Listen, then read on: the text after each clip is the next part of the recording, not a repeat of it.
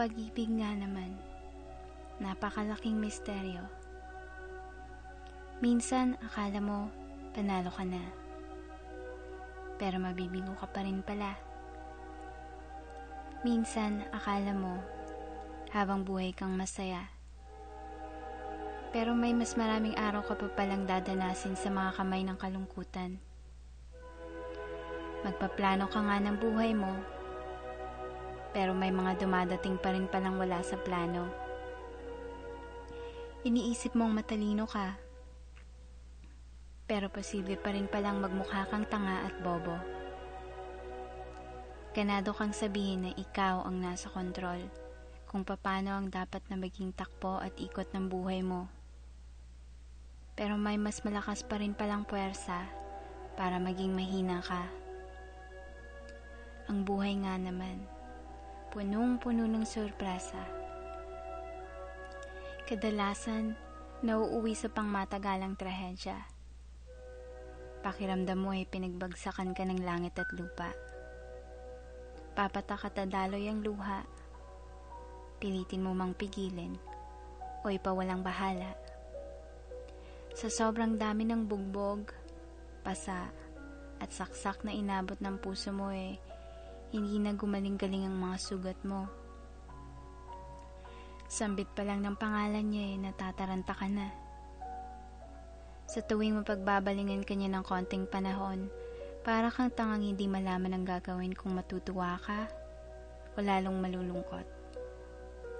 At sa mga panahong di ka naman niya maalala, para kang monghang di maipinta ang mukha.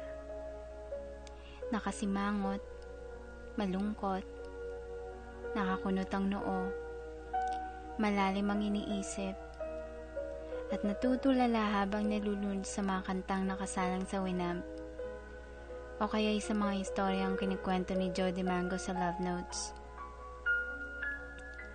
Drama queen ka daw, sabi ng iba.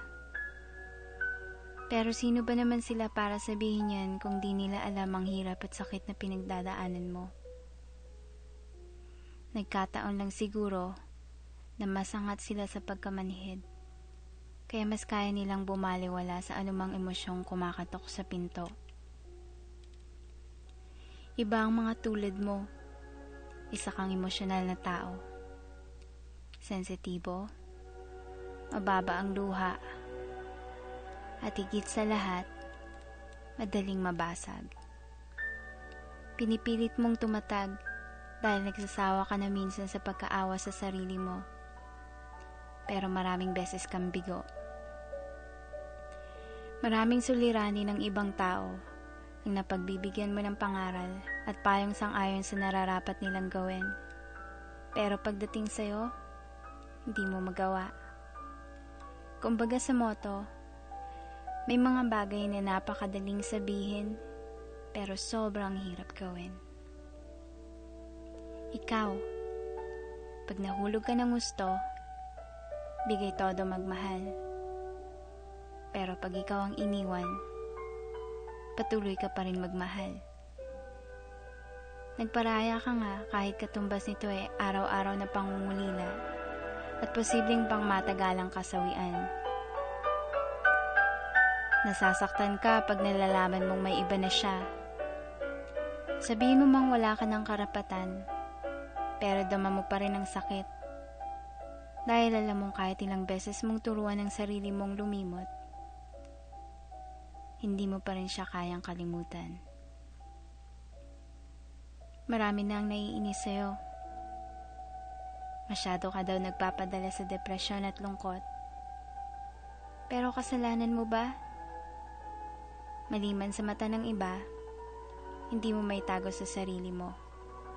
Dahil yun ang nararamdaman mo. Siya, mukhang nasa ayos na.